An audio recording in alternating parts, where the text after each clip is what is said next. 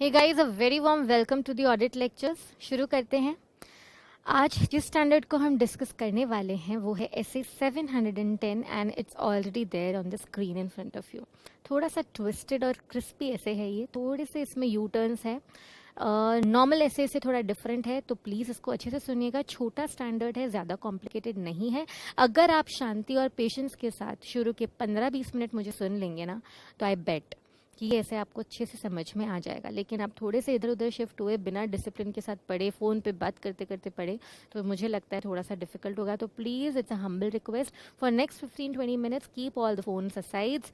Discipline के साथ, तरीके के साथ अपने नोट्स और अपने नोटबुक्स को लेकर फटाफट से बैठ जाइए, ताकि हम इस चैप्टर को, इस ऐसे को फटाफट से शुरू करके फटाफट से ख़त्म करते हैं।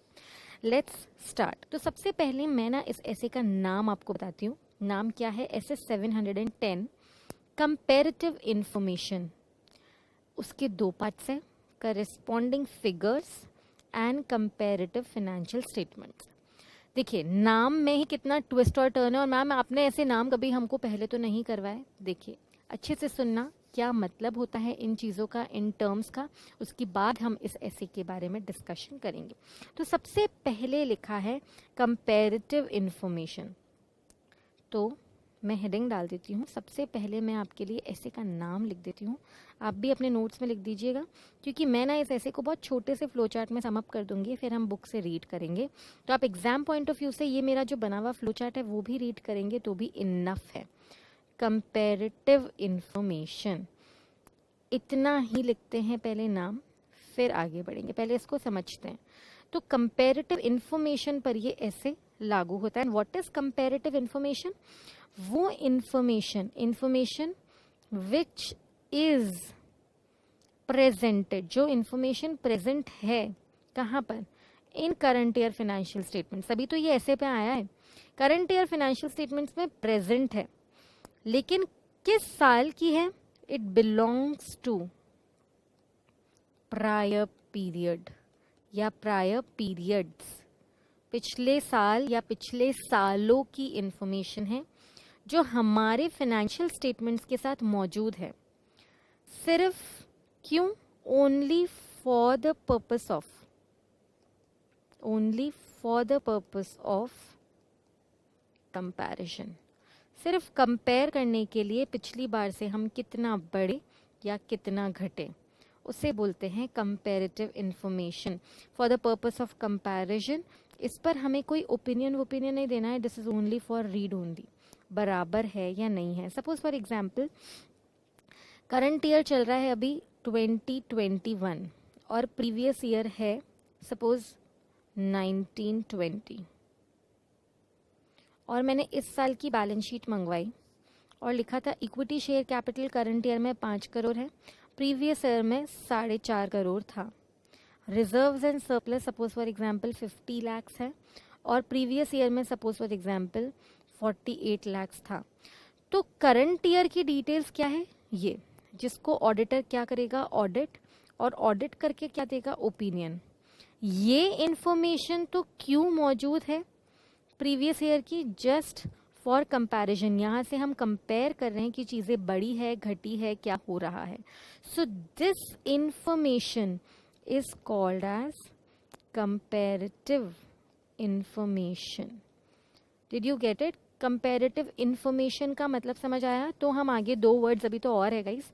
मैं इस ऐसे को बहुत सिंपल तरीके से आपको एक सिंपल अप्रोच से समझाने की कोशिश करूंगी। प्लीज अच्छे से सुनिएगा, ठीक है?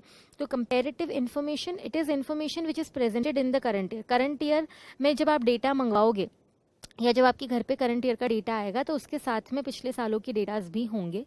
क्यों होंगे? Just to compare. Comparative information means information which is to be compared with the current data. अब इस कंपेरेटिव इंफॉर्मेशन के बारे में तो डिस्कशन हो गया। अब इस कंपेरेटिव इंफॉर्मेशन के 2 पार्ट्स हैं। सबसे पहला पार्ट है करेस्पॉन्डिंग फिगर्स। करेस्पॉन्डिंग फिगर्स, आप ऐसे के नाम में देख सकते हैं, comparative information dash corresponding figures. तो और एक और चीज है, इसको भी लिख ही देते हैं, कंपेरेटिव फाइनेंशियल इंफॉर्मेशन। या comparative financial statements rather. Okay, तो ये दो हिस्से हैं किसके, कंपैरेटिव इंफॉर्मेशन के दो पार्ट्स हैं, corresponding figures and comparative financial statement. ये पहला पार्ट, ये दूसरा पार्ट। अब करस्पॉन्डिंग फिगर्स को अपन एनालाइज करते हैं। करस्पॉन्डिंग फिगर्स क्या होते हैं गाइस, अच्छे से सुनिएगा। दीज आर द अमाउंट्स, ये वो अमाउंट्स है, ये वो डिस्क्लोजर्स हैं। अमाउंट्स एंड डिस्क्लोजर्स क्यों आ रहे हैं बुक्स में? दीज अमाउंट्स एंड डिस्क्लोजर्स जो होते हैं आर ऑफ द, बता चुकी हूँ, प्रायर पीरियड, पिछली बार के हैं ये, ठीक है। कहाँ शोन है? Shown in current year financial statements. क्यों शोन है? Just for comparison, only, read only. तो मैम ऑडिटर को क्या करना है? ऑडिटर को कुछ नहीं करना है, बस देखना है, to evaluate from previous years things have gone good और बैड, चीज़ें इम्प्रूव हुई है या फॉल हुई है। इस चीज़ के लिए हम करस्पॉन्डिंग, इमेजिन करो आपकी मार्कशीट में लिखा हो हर साल की कि जब आप 10th में थे तब आपको 80% आए थे, फिर जब आप 11th में आए तब आपको 88% और 12th में आते आते 93% और वाइस वर्सा भी हो सकता है। तो ये क्या था? कंपैरिजन की ओवरऑल आप में ग्रोथ हुई है, डिक्लाइन हुआ है, चीज़ें गड़बड़ हुई है, अच्छी हुई है। तो ना ऑडिटर को इस पर मैम ओपिनियन देना पड़ेगा क्या? जैसे अगर करंट ईयर के डेटा के पास अगर मैं कहती हूँ कि ये करंट ईयर के डेटा है और ये प्रीवियस ईयर के डेटा है, हम सिर्फ ये चेक कर रहे हैं, प्रीवियस ईयर के डेटा है, प्रीवियस फाइनेंशियल स्टेटमेंट्स है, हम ये चेक करें कि फिक्स्ड असेट्स करंट ईयर में 10 करोड़ थे और प्रीवियस ईयर में सपोज फॉर एग्जांपल 8 करोड़ थे। तो हमें सिर्फ ये क्या करना है? रीड ओनली करना है, हमें इस पर ओपिनियन देने की ज़रूरत नहीं है। Auditor will not express any kind of opinion on the corresponding figures. आप समझ रहे हैं ना, हमें सिर्फ कंपैरिजन करना है। पिछले साल आपको कितने मार्क्स आए थे, उस पर ऑडिटर क्यों ओपिनियन देगा यार? तो करस्पॉन्डिंग फिगर्स जो मौजूद होते हैं उसको सिर्फ ऑडिटर क्या करेगा? रीड करेगा और चेक करेगा कि वो सही है या नहीं। नो ओपिनियन, वो कोई ओपिनियन एक्सप्रेस नहीं करेगा ऑन करस्पॉन्डिंग फिगर्स। मैम ये तो वही बात हो गई जो आपने कंपैरेटिव इंफॉर्मेशन में बताई थी, ये और ये चीज़ें सेम हो गई लगभग, लेकिन कंपैरेटिव इन्फॉर्मेशन एक बड़ा वर्ड है। मैंने अभी आपको एक एरिया सिखाया है करस्पॉन्डिंग फिगर्स वाला। अब अपन डिस्कशन करते हैं कंपैरेटिव फाइनेंशियल स्टेटमेंट्स का। अच्छा, करस्पॉन्डिंग फिगर्स के बारे में मैं एक और चीज़ बताऊं तो आपको याद है हमने ऐसे 510 डिस्कस किया था। ऐसे 510 क्या था गाइस? इट्स जस्ट लाइक ऐसे 710। ऐसे 510 ओपनिंग बैलेंसेस। हम क्या करते थे कि जो भी ओपनिंग बैलेंसेस है वो सही तरीके से कैरी फॉरवर्ड हुए या नहीं पिछली बार से, तो उसके लिए हम पिछला डेटा चेक करते थे, पिछला डेटा का करस्पॉन्डिंग फिगर चेक करते थे। समझ रहे हैं ना? ऐसे 710 सारी चीजें चेक करना, पिछले साल की इवैल्यूएट करना, ग्रोथ, डिक्लाइन, पूरे साल में जो जो हुआ है। 510 is only on opening balances. तो कहीं ना कहीं 710 is a big word which includes 510। 510 is only focusing on what? Opening balances. लेकिन ऐसे 710 में भी तो हम यही कर रहे हैं, पिछले डेटा को इस डेटा से कंपेयर कर रहे हैं कि सब चीजें, जैसे गुडविल, सपोज फॉर एग्जांपल अगर गुडविल अमोर्टाइज हो रही है हर साल 1-1 लाख की, तो बराबर अमोर्टाइज हुई या नहीं हुई, तो ये सारी चीजें हम करस्पॉन्डिंग फिगर्स में चेक कर रहे हैं। तो यहाँ पर ऑडिटर को सिर्फ क्या करना है ऑडिट प्रोसीजर्स क्या होंगे कि ये जो करस्पॉन्डिंग फिगर्स है ना गाइस, वेरी इंपॉर्टेंट, प्लीज ये देख लीजिए कंक्लूजन इसका। हमें क्या करना है इसके ऑडिट प्रोसीजर्स में? हमें तो सिर्फ ये चेक करना है कि ये जो करस्पॉन्डिंग फिगर्स है वो सही तरीके से, एडिक्वेट तरीके से, एक्यूरेट तरीके से डिस्क्लोज्ड है या नहीं। और ऑडिट रिपोर्टिंग क्या करनी है इसमें? देयर इज करस्पॉन्डिंग फिगर्स पर नो फ्रेश ऑडिट ओपिनियन। ऐसा हो सकता है कि पिछले बार का डेटा जो हम ऑडिट कर रहे हैं वो किसी और ने ऑडिट किया हो, ऐसा हो सकता है वो पिछली बार ऑडिट ही नहीं हुआ हो। तो इन दैट केस अगर हमको कोई गलती दिखती है, अगर we identify any ROMM, risk of material misstatement noticed, तो इन दैट केस क्या करेंगे, कोई फ्रॉड हमने नोटिस किया है कि पिछले सालों में चीज़ें सही नहीं थी, तो हम अपने ओपिनियन की जगह अपने अदर मैटर पैराग्राफ में इस बात को मेंशन कर सकते हैं। That's it, but no opinion on corresponding figures. This is only for read only matter. ये देखिए आपके लिए on the screen regarding corresponding figures.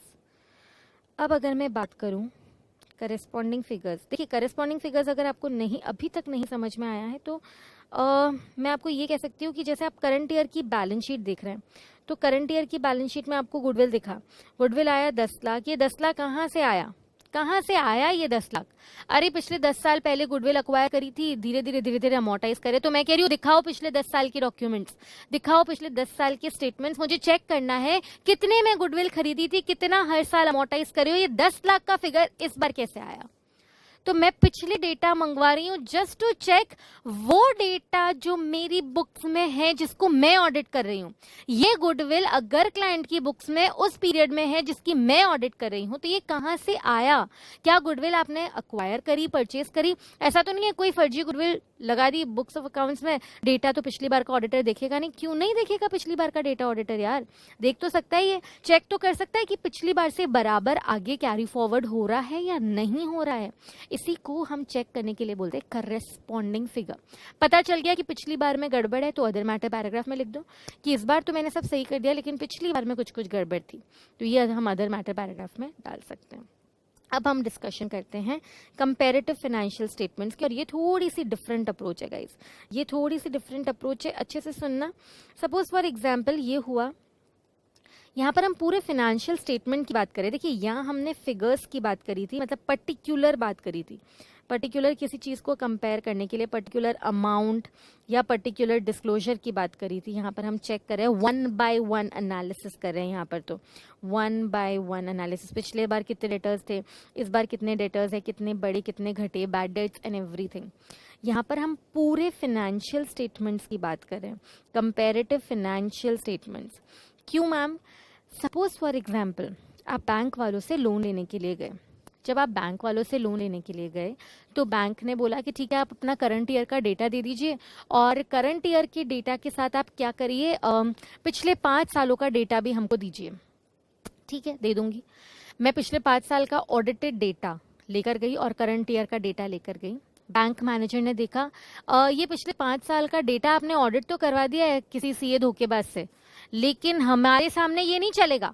आप किसी सीए धोखेबाज से करवा के आ रहे हो, सीए का नाम है धोखेबाज, सपोज सीए धोखेबाज ने ठप्पा भी लगा दिया और आपको लग रहा है इस पुराने स्टेटमेंट्स के बेसिस पे हम आपको लोन दे देंगे। नहीं, हमारे उस ऑफिस में कैबिन में एक सीए बैठा है, सीए विश्वास, आप जाइए उनसे चीजों को चेक करवा के लाइए।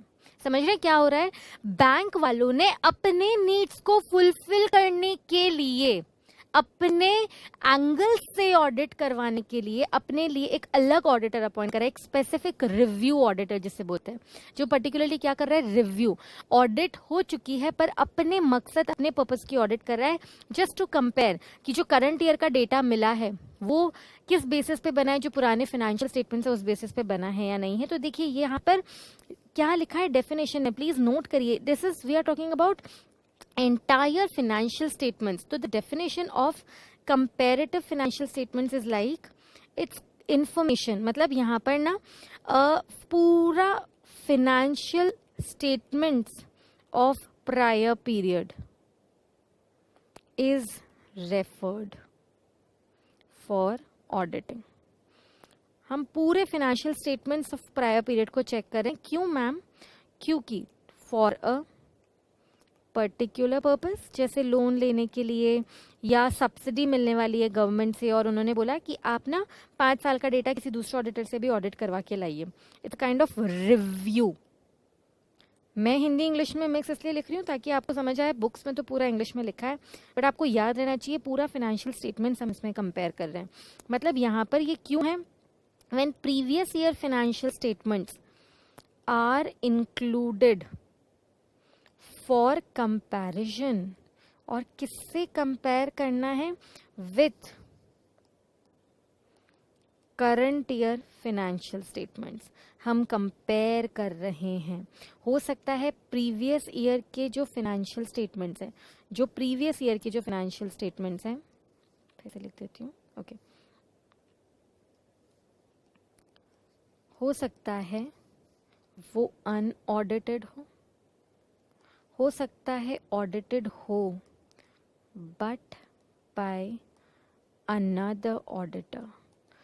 बैंक वालों ने डेटा मंगवाया, पता चला कि जो कैबिन में सीए बैठा है उसी ने ऑडिट कराया, तब तो कोई प्रॉब्लम ही नहीं है। पता चला ऑडिटेड नहीं है, तब तो फिर ऑडिट करनी पड़ेगी। ऑडिट करो एंड हर साल का ओपिनियन दो। पूरा डेटा फिर से तैयार करना, सारे ऑडिट प्रोसीजर्स कंप्लाई करना, क्योंकि ये पूरे फाइनेंशियल स्टेटमेंट्स की बात हो रही है, किसी पर्टिकुलर फिगर की बात नहीं हो रही है। बाय अनदर ऑडिटर है तो हम ऑडिट मतलब वी विल रिव्यू इट, इसे रीचेक करेंगे। रीचेक करो, अगर कोई मटेरियल मिसस्टेटमेंट दिखता है तो मेंशन इन रिपोर्ट, ऐसा। वरना जो ऑडिटर ने, अगर मैं पिछले ऑडिट मतलब जिसने ऑडिट करा है वो कह रहा है कंपनी बहुत अच्छी है और मैं कह रही हूँ कि नहीं कंपनी बहुत ही बेकार है, अगर ओपिनियन डिफरेंट है ऑफ ऑडिट एंड रिव्यू, अगर ऑडिटर का ओपिनियन डिफरेंट और इस बैंक वाले ऑडिटर का ओपिनियन डिफरेंट है, तो मुझे सिग्निफिकेंट क्या देने पड़ेंगे? रीजंस देने पड़ेंगे कि क्यों पुराने ऑडिटर ने अच्छे से ऑडिट नहीं करी या उसका ये ओपिनियन क्यों था। This is comparative financial statements and corresponding figures. मैंने पूरा ऐसे ऑलमोस्ट कंप्लीट कर दिया है लिखवा कर आपको। हम बात कर रहे हैं किसकी? कंपैरेटिव इंफॉर्मेशन की। तो कंपैरेटिव इंफॉर्मेशन क्या होती है? ऐसी इंफॉर्मेशन जो करंट ईयर डेटा के साथ मौजूद है कंपैरिजन करने के लिए। ठीक है, अब कंपैरिजन करने के लिए या तो पिछले साल के डेटा, पूरा डेटा नहीं, कुछ कुछ फिगर्स मौजूद है, करेस्पॉन्डिंग फिगर जिसे बोलते हैं, जैसे ओपनिंग बैलेंसेज हो गए कि पिछली बार इतने थे इस बार इतने हैं, लाइक दैट। पिछली बार का टर्नओवर इस बार का टर्नओवर, कंपेयर कर रहे हैं हम फिगर्स को। तो पिछले फिगर्स पर हमको ओपिनियन नहीं देना है, सिर्फ चेक करना है सब बराबर है या नहीं है, कोई गलती है तो रिपोर्ट कर सकते हैं। फिर है पूरे फाइनेंशियल स्टेटमेंट्स मौजूद है किसी पर्टिकुलर चीज के लिए, किसी पर्टिकुलर एक्टिविटी के लिए, जैसे लोन लेना है, सब्सिडी लेनी है, इंटरिम डिविडेंड देना है, तो कह रहे हैं पिछले डेटा को ऑडिट कराओ। ऑलरेडी ऑडिट हो चुकी है फिर भी ऑडिट कराओ, तो इन दैट केस हम किसी पर्टिकुलर मकसद के लिए ऑडिट करेंगे इधर। तो कंपैरेटिव फाइनेंशियल स्टेटमेंट्स की ऑडिट हुई, कंपेयर किया सब बराबर है या नहीं है। अगर अनऑडिटेड है तो फ्रेश ओपिनियन दे देंगे, लेकिन अगर ऑडिटेड है बाय अनदर ऑडिटर तो फिर हम पता लगाएंगे अनदर ऑडिटर ने अच्छे से ऑडिट करी या नहीं करी।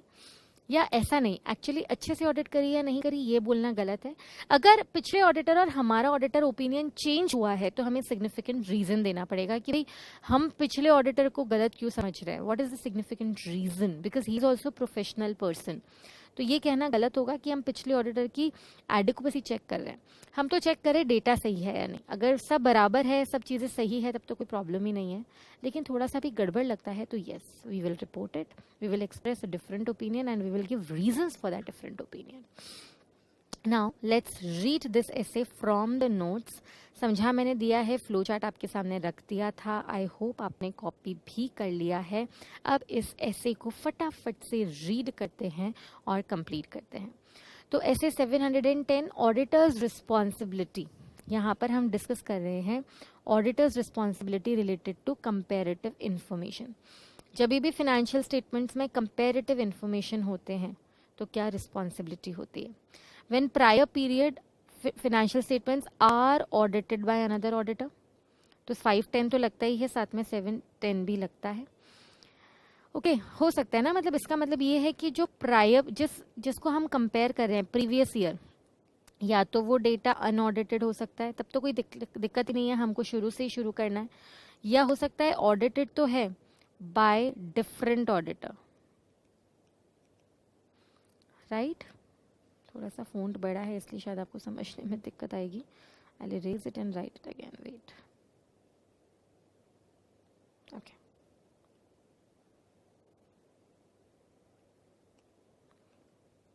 ऑडिटेड बाय डिफरेंट ऑडिटर या अनदर ऑडिट। तो अनऑडिटेड है तब तो आप अपने साइड से फुल ऑडिट कर सकते हो, ओपिनियन दे सकते हो। डिफरेंट ऑडिटर है तो फिर हमें इवैल्यूएट करना है डिफरेंट ऑडिटर का ओपिनियन सही था या नहीं था। 5-10 कैरी कर लेंगे ओपनिंग बैलेंसेस के हिसाब से।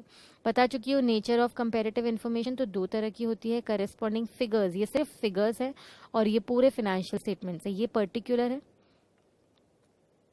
फिगर्स के बारे में बात हो रही है, और ये पूरे फाइनेंशियल स्टेटमेंट्स के बारे में बात हो रही है।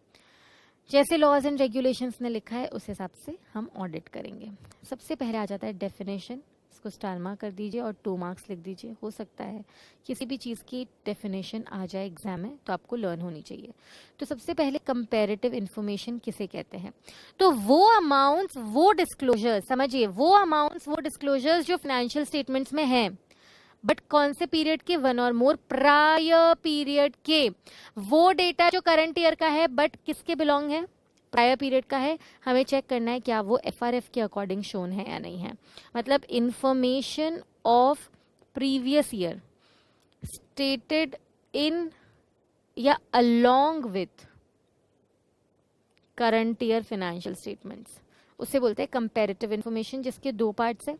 कौन कौन से? Corresponding figures and comparative financial statements. तो करेस्पॉन्डिंग फिगर्स, कंपैरेटिव इन्फॉर्मेशन, ऐसी कंपैरेटिव इन्फॉर्मेशन जो अमाउंट्स एंड डिस्क्लोजर्स है वो प्रायर पीरियड के हैं but they are a part of financial statements and are intended to be read only. हमें तो सिर्फ कंपेयर करके देखना है relation to amounts and disclosures related to current year. हमें तो यहाँ पर सिर्फ क्या करना है guys, you just have to read. हमें चेक करना है करंट ईयर के फाइनेंशियल स्टेटमेंट्स का कंपैरिजन करना है करेस्पॉन्डिंग फिगर्स से कि कितना बढ़े कितना घटे। क्यों? हमें कोई ओपिनियन नहीं देना है, सिर्फ हमें तो रीड करना है, चेक करना है कोई गलती तो नहीं है। इसका बेस्ट एग्जाम्पल है 5-10 ओपनिंग बैलेंसेस। तो ये कहा जा सकता है 7-10 करेस्पॉन्डिंग फिगर्स एक बहुत बड़ा वर्ड है जिसमें ओपनिंग बैलेंसेस एक पार्ट है। फिर आ जाते हैं कंपैरेटिव फाइनेंशियल इन्फॉर्मेशन, जिसमें amounts disclosures for prior period are included for comparison of the financial statement. समझ रहे हैं? Financial statements of current year are compared with पूरे financial statements of previous year. पूरा एनालिसिस कर रहे हैं हम। और यस, इस पर हमें क्या देना पड़ेगा? ओपिनियन भी देना पड़ेगा। If audited they are referred to audit opinion. Opinion देना है यहाँ पर ओपिनियन नहीं, सिर्फ रीड करना है। अब ये तो हो गई डेफिनेशन। डेफिनेशन के बाद हम पढ़ते हैं audit approach, audit reporting, difference in opinion. Corresponding figures पे क्या हमें ओपिनियन देना है? नहीं, हमें तो सिर्फ करंट ईयर के फाइनेंशियल स्टेटमेंट्स पर ओपिनियन देना है। करंट ईयर के फाइनेंशियल स्टेटमेंट्स पर ओपिनियन देना है, करेस्पॉन्डिंग फिगर्स पर ओपिनियन नहीं देना है। ठीक है? कंपैरेटिव फाइनेंशियल स्टेटमेंट्स में करंट ईयर के फाइनेंशियल स्टेटमेंट्स पर तो ओपिनियन देना ही है, और कंपैरेटिव फाइनेंशियल स्टेटमेंट्स पर भी ओपिनियन देना है। यस। ऑब्जेक्टिव क्या है? ऑब्जेक्टिव इस ऐसे का ये है कि हम सफिशिएंट अप्रोप्रिएट ऑडिट एविडेंसेस इकट्ठे करने हैं कि बुक्स में जो भी कंपैरेटिव इन्फॉर्मेशन लिखी है, चाहे वो करेस्पॉन्डिंग फिगर्स हो, चाहे वो कंपैरेटिव फाइनेंशियल स्टेटमेंट्स हो, ये सब एफआरएफ के अकॉर्डिंग है या नहीं है, are in accordance with FRF. तो ये सारी information, corresponding figures, comparative financial statements are in accordance with FRF और not, and report in accordance with auditors reporting responsibilities. हम तो सिर्फ करेस्पॉन्डिंग फिगर्स को क्या करेंगे, फिर से बोल देती हूँ, रटवा देती हूँ गाइज, मिस मत करना। इसको तो सिर्फ रीड ओनली करेंगे, और कंपैरेटिव फाइनेंशियल स्टेटमेंट्स पर हम एक फ्रेश ओपिनियन भी दे सकते हैं। ठीक है? कंपैरेटिव इन्फॉर्मेशन के 2 पार्ट्स है। कंपैरेटिव फाइनेंशियल स्टेटमेंट्स जो पूरे फाइनेंशियल स्टेटमेंट्स हैं, और एक करेस्पॉन्डिंग फिगर्स, इसमें सिर्फ पर्टिकुलर अमाउंट के बारे में, पर्टिकुलर डिस्क्लोजर के बारे में बातचीत हो रही है। ऑडिट प्रोसीजर्स, तो ऑडिट प्रोसीजर्स में अब हमें क्या करना है? तो सबसे पहले जो ऑडिट प्रोसीजर्स ये दिए हुए हैं गाइस, उसको इवैल्यूएट करते हैं। डिटरमाइन, क्या फाइनेंशियल स्टेटमेंट्स में किसी भी प्रकार की, ये देखिए, क्या फाइनेंशियल स्टेटमेंट्स में किसी भी प्रकार की कंपैरेटिव इंफॉर्मेशन दी हुई है? Weather financial statements have any comparative information, क्या वो इंफॉर्मेशन अप्रोप्रिएटली लिखी है या नहीं। मतलब किसी भी प्रकार की का मतलब क्या होता है मैम? क्या कंपैरेटिव इंफॉर्मेशन कितने पार्ट्स के हैं? क्या कोई करेस्पॉन्डिंग फिगर लिखा है या कोई कंपैरेटिव फाइनेंशियल स्टेटमेंट्स है, तो क्या वो अप्रोप्रिएटली डिस्क्लोज्ड है या नहीं है, ये चेक करें सबसे पहले. Next, evaluate. जो भी कंपैरेटिव इंफॉर्मेशन है वो सब it is in agreement with amounts and disclose of prior period. पिछले साल के डेटा से चेक कर लो. ऐसा तो नहीं है पिछले साल का टर्नओवर था 10 करोड़, लेकिन यहाँ पर हमने कंपैरिजन में यूं ही, किसको पता चलेगा, कौन पिछली बार का डेटा उठा के देखेगा 20 करोड़ लिख दिया मन से. ऐसा नहीं हो सकता ना, ये तो गलत है. हम कंपेयर करेंगे, प्रायर पीरियड की डेटा मंगवाकर चेक करेंगे कि ये जो भी आपने कैरी फॉरवर्ड किया या जो भी आपने हमारे डॉक्यूमेंट्स के साथ स्टेट किया बराबर है या नहीं है. क्या अकाउंटिंग पॉलिसीज को कंसिस्टेंटली अडॉप्ट करा है, क्या अगर अकाउंटिंग पॉलिसीज को पिछली बार से चेंज किया है तो प्रेजेंटेड और डिस्क्लोज प्रॉपरली और नॉट. तो पता है ये जो प्रोविजंस है ना, ये ऐसे 510 वाले ही तो है. प्रेडिसेसर्स ओपनिंग ऑडिटर्स रिपोर्ट वो भी चेक कर सकते हैं, ओपनिंग बैलेंसेस और अकाउंटिंग पॉलिसी सब चीजें चेक कर सकते हैं. तो 510 का ही रेफरेंस है मोटा मोटी. बट मैम 510 और 710 में डिफरेंस क्या है, तो 510 और 710 में सिर्फ ये डिफरेंस है कि 510 deals only with opening balances. You getting it? 510 और 710 में यही डिफरेंस है. 710 का करेस्पॉन्डिंग फिगर्स, हाँ मैं लिख देती हूँ. We are talking about only corresponding figures, not पूरी इंफॉर्मेशन. तो 510 deals only with opening balances. This deal with all the amounts disclosures. All या any amount या disclosure के बारे में बात हो रही है. ओके दोनों के ऊपर auditor obtain sufficient appropriate audit evidences. Auditor obtain sufficient appropriate audit evidences to assess what ROMM. दोनों में यही है, बस ये थोड़ा छोटा है नैरो अप्रोच, ये थोड़ा ब्रॉडर अप्रोच है. ओके फिर है, अगर हमें कोई भी डाउट आया ऑडिट करते वक्त, हमें लग रहा है कोई मिस स्टेटमेंट है, तो we will perform additional audit procedures और हम उस हिसाब से अपने ऑडिट रिपोर्ट में कंक्लूड करेंगे कि आपने जो करेस्पॉन्डिंग फिगर लिखा है वो झूठ लिखा है, उसे सही करो. ऐसा लग रहा है कि आप टर्नओवर पिछली बार 10 करोड़ ही था, आपने 20 करोड़ क्यों किया, उसको सही करो. हालांकि गलती करंट ईयर में नहीं है, गलती ये है कि प्रायर पीरियड की कोई इन्फॉर्मेशन आपने करंट ईयर के साथ झूठी लिखी है, तो उसको हम सही करवाएंगे. रिटन रिप्रेजेंटेशन लेंगे कि जितने भी आप ये जो कंपैरेटिव इन्फॉर्मेशन डाल रहे हो फाइनेंशियल स्टेटमेंट्स के साथ वो अप्रोप्रिएट है या नहीं है. Right. And the last part is audit reporting. अब हमें ऑडिट रिपोर्ट करना है, audit reporting on corresponding figures. सबसे पहले करेस्पॉन्डिंग फिगर्स तो बता चुकी हूँ, करेस्पॉन्डिंग फिगर्स पे कोई ओपिनियन नहीं देना है. Audit opinion not to refer on corresponding figures. Audit opinion corresponding figures पर बिल्कुल नहीं आएगा. हालांकि अगर ऑडिटर को पता चल जाए करेस्पॉन्डिंग फिगर में कोई इतनी बड़ी गलती है जो इस साल भी गलती का पार्ट है, तो वो अपने ओपिनियन को मॉडिफाई कर सकता है. बाकी he will only read only. Auditors report in prior period was modified. पिछली बार भी ऑडिट रिपोर्ट मॉडिफाई हुई थी और अभी तक वो गलती मौजूद है. याद है ऐसे 510 में भी हमने यही पढ़ा था कि प्रीवियस ईयर गलती थी और वो गलती आज भी है. तो हाँ ऑफ कोर्स हम मॉडिफाई करेंगे. ये ऑडिटर ने सफिशिएंट अप्रोप्रिएट ऑडिट एविडेंसेस इकट्ठे किए और लिखा है कि पिछली बार भी ये गलती थी, इस बार भी ये गलती है, पिछली बार भी क्वालिफाई होना चाहिए था, तो इस बार हम क्वालिफाई कर रहे थे. There is existing material misstatement in prior period, तो हम अपना क्वालिफाइड या एडवर्स ओपिनियन दे सकते हैं. अगर वो गलती आज भी रेलेवेंट है तो ना गाइज, अगर वो गलती आज रेलेवेंट नहीं है तो वेरी इंपॉर्टेंट फ्लो चार्ट मैं यहाँ पे ड्रॉ कर सकती हूँ. करेस्पॉन्डिंग फिगर में सपोज करेस्पॉन्डिंग फिगर में I will write down over here. ये देखिए इधर लिखती हूँ, एक छोटा सा फ्लो चार्ट आपके लिए बनाती हूँ. फ्लो चार्ट्स बनाने का बहुत शौक है मुझको, चीज़ें आसान हो जाती है बस, और कुछ नहीं. वेदर एनी मटीरियल मिसस्टेटमेंट इन करेस्पॉन्डिंग फिगर, हाँ या ना. अगर ना तब तो कोई प्रॉब्लम ही नहीं है, ओके. अगर हाँ तो is misstatement relevant, is misstatement relevant in current year. क्या वो गलती आज के लिए भी रेलेवेंट है, हाँ या ना. अगर रेलेवेंट है तो इस बार का ओपिनियन हम क्या कर सकते हैं, मॉडिफाई. नहीं तो ओके, कुछ भी नहीं करने की ज़रूरत है. अगर वो करंट ईयर में रेलेवेंट है तो इन्फॉर्म करेंगे. हो सकता है प्रीवियस ईयर फाइनेंशियल, अभी हम करेस्पॉन्डिंग फिगर्स के बारे में ही बात करें तो पिछले ऑडिटर ने ऑडिट करी है और पिछला ऑडिटर ऑडिट कर चुका है और करस्पॉन्डिंग फिगर पर उस साल पर ओपिनियन दे चुका है और हमको कोई गलती मिलती है तो हमें ओपिनियन चेंज करने की ज़रूरत नहीं है, हम अदर मैटर पैराग्राफ में डाल देंगे। अगर फिनेंशियल स्टेटमेंट्स किसी और ऑडिटर ने ऑडिट करे थे और उस ऑडिटर ने ऑलरेडी ओपिनियन दे चुका है वो, लेकिन हमको अगर कुछ बात कहनी है करस्पॉन्डिंग फिगर की तो हमें ओपिनियन चेंज करने की ज़रूरत नहीं है, क्योंकि वो पिछले बार का आइटम है। पिछले बार की आइटम की वजह से इस साल में क्यों नुकसान करे या इस साल में क्यों डिस्क्लोज करें। हाँ, अगर हमें डिस्क्लोज करना बहुत ज़रूरी लग रहा है तो we have other matter paragraph. Date of that report, type of opinion, जो भी पिछले ऑडिटर ने एक्सप्रेस किया था वो सब हम कंक्लूड करके लिख देंगे कि ये जो करस्पॉन्डिंग फिगर है जो करंट ईयर डेटा के साथ आपको दिख रहा है शेयर होल्डर्स, ये इसकी ऑडिट मिस्टर ए कर चुका है पिछले साल और पिछले साल ए ने ये ओपिनियन दिया था। फिर भी हमें कुछ बात कहनी थी, वो हमने अदर मैटर पैराग्राफ में कह दी है। राम राम, दैट इज हो गया। अगर वो अनऑडिटेड है तो हमारी रिस्पॉन्सिबिलिटी थोड़ी ज़्यादा हो जाती है। हम अदर मैटर पैराग्राफ में लिखेंगे, क्या लिखेंगे कि ये जो करस्पॉन्डिंग फिगर थे ना वो अनऑडिटेड थे, बट मैंने ऑडिट कर ली है और मैंने सफिशिएंट अप्रोप्रिएट ऑडिट एविडेंसेस इकट्ठे कर लिए और मुझे पता चल गया कि कोई गलती नहीं है। अगर कोई गलती आती तो मैं उसको सही करवा देती, पर कोई गलती मुझे नहीं मिली, या अगर मिली है तो मैं अगर वो गलती आज भी रेलेवेंट है तो मैंने अपना ओपिनियन मॉडिफाई कर दिया है। तो ये तो हो गया simple corresponding figure. Corresponding figure के बारे में अगर एग्जाम में क्वेश्चन आ जाता है गाइस, तो करस्पॉन्डिंग फिगर मैं पूरा ही लिख देती हूँ CF की जगह। आई राइट डाउन करस्पॉन्डिंग फिगर के बारे में कहाँ डिस्क्लोज करना है।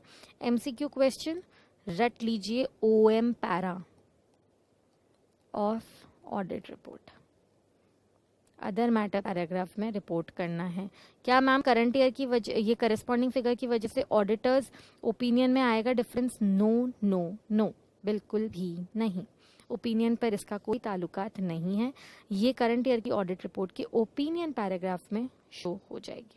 सॉरी, अदर मैटर पैराग्राफ में शो हो जाएगी, लर्न कर लीजिए। अब है करस्पॉन्डिंग फिगर्स के बाद कंपैरेटिव फाइनेंशियल स्टेटमेंट्स। तो यस, हर वो comparative financial information, financial statements जो पर्टिकुलरली ऑडिट करने के लिए दी है। अब ना पिछली बार से ऑडिट है लेकिन बैंक वाले अपने स्टाइल से ऑडिट करवाना चाहते हैं, तो डेफिनेटली ऑडिटर हर कंपैरेटिव फाइनेंशियल स्टेटमेंट पर क्या अटैच करेगा? अपने साइड से ओपिनियन, ऑडिट ओपिनियन अटैच होगा। हर पीरियड पर ऑडिट ओपिनियन दिया जाएगा। अगर opinion on prior period financial statement expressed in current year differs, मतलब क्या हुआ है, जो मतलब जब ऑडिट हुई थी, ये तो एक हो गया ऑडिट और एक हो गया रिव्यू। ओपिनियन आया था X और इधर ओपिनियन आया Y, तो ये हो गया डिफरेंस। इस डिफरेंस की क्या देने पड़ेंगे? रीजन। समझ रहे हैं ना? रिव्यू का मतलब जब पिछले साल इसकी ऑडिट हुई थी तब ऑडिटर ने कहा था बहुत अच्छी कंपनी है, लेकिन हम बैंक के पॉइंट ऑफ व्यू से आज ऑडिट कर रहे हैं वापस उसकी पिछले डेटा की। बैंक ऑडिटर कह रहा है नहीं घटिया है, तो हमें डिफरेंस का रीजन देना पड़ेगा। अगर कोई और ऑडिटर ऑडिट कर चुका है तो ऑडिटर रिपोर्ट में लिखेंगे अदर मैटर में कि ये डॉक्यूमेंट्स ऑलरेडी ऑडिटेड थे, फाइनेंशियल स्टेटमेंट्स की ऑडिट ऑलरेडी प्रेडिसेसर ऑडिटर कर चुका था, उन्होंने ये ओपिनियन दिया था, ये रिपोर्ट थी, लेकिन हमारा चेक करने के बाद ये ओपिनियन है। जो भी मिस स्टेटमेंट्स हम देखेंगे वो हम कम्युनिकेट कर देंगे। जो ओपिनियन उन्होंने दिया था वो भी लिखना है। मतलब बैंक ऑडिटर लिखेगा कि स्टैट्यूटरी ऑडिटर ने ये ओपिनियन दिया, लेकिन बैंकिंग पॉइंट ऑफ व्यू से मैं ये ओपिनियन दे रहा हूँ, तो ये ओपिनियन चेंज हो जाएगा। अच्छा, पिछले बार के डेटा अगर अनऑडिटेड थे तो कोई प्रॉब्लम ही नहीं है। अदर मैटर पैराग्राफ में लिख दो कि जिन कंपैरेटिव फाइनेंशियल स्टेटमेंट्स पर ओपिनियन दिया है वो पिछली बार ऑडिटेड नहीं थे, तो वो हमने अच्छे से ऑडिट करके ओपिनियन दे दिया है। That is it with your corresponding figures and comparative financial statements. Did you get it? थोड़ा सा कॉम्प्लिकेटेड स्टैंडर्ड है, मैं समझती हूँ। तो एक बार अगर मैं फिर से आपको थोड़ा सा बताऊं, वैसे तो मुझे लगता है आपको समझ में आ ही गया होगा। कंपैरेटिव इन्फॉर्मेशन के कितने पार्ट्स होते हैं गाइस? 2 पार्ट्स, करस्पॉन्डिंग फिगर्स और comparative financial statements. Corresponding figures, these are shown along with current year financial statements. These are amounts and disclosures just for comparison. No opinion on corresponding figures, कोई opinion देने की ज़रूरत नहीं है. Any misstatement noticed in corresponding figures mention in OM para of audit report. Simple, done. फिर है आपकी comparative financial statements. These are prior period financial statements shown for comparison with current year financial statements. क्यों shown है? Auditor will express opinion on each such comparative financial statements. Opinion देना है for particular purpose, जो भी particular purpose है वो. If opinion जो पहले दिया था differs with अभी जो आया है, जब स्टैट्यूटरी ऑडिटर और पता नहीं जो रिव्यू करा था, अभी ऑडिट हुई थी, उसका ओपिनियन डिफर कर रहा है ये जो रिव्यू हुई है, तो क्या देना पड़ेगा? Give reasons. This is your complete ऐसे. बस इससे सिंपल मैं नहीं कर सकती. मैंने इस ऐसे को कम से कम 5 बार बोल दिया है. ऐसे थोड़ा सा कॉम्प्लिकेटेड है, इसलिए बार बार हर तरीके से गाइस समझाने की कोशिश करिए. प्लीज़ आप इसको अच्छे से समझिएगा, रिवाइज करिएगा. This was the second last ऐसे ऑफ आर सिलेबस. अब मिलते हैं अगले लेक्चर में विद द लास्ट स्टैंडर्ड, और उसके बाद स्टैंडर्ड्स के नंबर लर्न करेंगे और रिवाइज करेंगे बहुत सारी चीज़ें. Till then please take care. Revise करिएगा, एक बार इसको ज़रूर पढ़िएगा. कोई भी डाउट आता है, I am every time all time there to help you. मैं फिर से जैसे को पढ़ा दूंगी, कोई प्रॉब्लम नहीं है, लेकिन अच्छे से सुनिएगा ज़रूर, शांति से, पेशेंस के साथ. Feel free to ask any doubt. Bye guys, take care.